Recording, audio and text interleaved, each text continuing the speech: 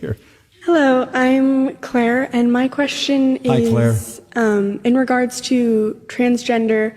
I have an older sibling, actually, who's transgender, and my question is just how to approach that biblically, specifically in regards to what pronouns to use, and just in general. Yeah, Claire, bless your heart for asking that. Simply stated, there is no such thing as transgender. You're either XX or XY. That's it. God made man male and female. That is determined genetically. That is physiology. That is science. That is reality. This notion that you are something other than your biology is a cultural construct intended as an assault on God. Now, your sibling may not see it that way, but that's what it's all about. And as more than anything, in fact, I was reading an article by R.C. Sproul just yesterday in which he said that the greatest revolution in American history was neither the American Revolution or the Industrial Revolution. It is the sexual revolution. This has become the most far-reaching, damaging of all revolutions that's ever occurred in this country or any other. The problem with buying into this is it is a kind of personal suicide. It is literally the end of your existence in the way that God designed you. I've said this a few weeks ago. A person who is in the transgender world is 19 times more likely to kill himself or herself because you have completely cut yourself off from reality and from normal relationships. This is the end of your identity. This is the end of your ability to have a marriage that is a real marriage. It's the end of your ability to have a family. It's the end of your ability to connect and to be a part of a society and a culture and have a future and belong. It is a kind of extreme isolation that can be no more extreme. You can't get more extreme than saying, I am not who I actually am.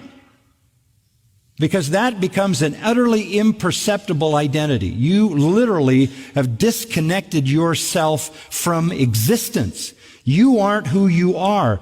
You are some fantasy person in your own mind. Look, this is going to continue to escalate because we live in a world where people are told to construct whatever they want themselves to be. This is what the internet does to people. It allows you to create yourself the way you want to create yourself. You can access whatever is out there, and you can create your own world, your own reality, and you can live in that world. The isolation of this particular aspect of it is so sad and so tragic. I read the other day a surgery was done in Australia on a 5-year-old to do a sex change. These kinds of parents ought to be imprisoned, who would lead a 5-year-old, and what kind of doctor would ever do that in a hospital in Australia? This is a kind of scarring for life. So I don't mean by being so firm that you want to be lacking in love when you communicate this, but I think the only way you can address it honestly is to say, God made you. And God made you exactly the way He wanted you to be. You're not only fighting God in His physical creation, you are even more importantly fighting God in His sovereignty. You are fighting God in His spiritual relationship to you. This is a war on God. I'm not going to let God tell me who I am. I'm not going to let God define me. I'm going to be my own God. I'm going to define myself. And you're in Romans 1, and that's a reprobate mind. That's a mind that doesn't even function.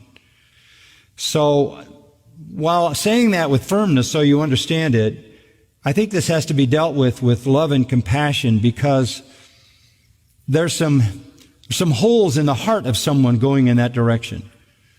There's a lack of being loved and accepted and feeling wanted and needed and significant.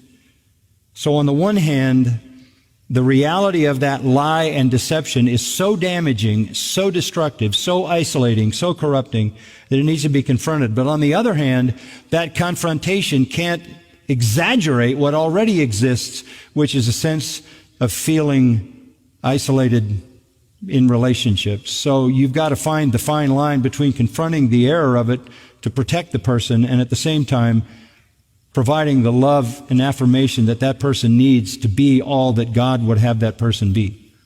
Does that help? Mm-hmm. Okay. Thank you. Thank you.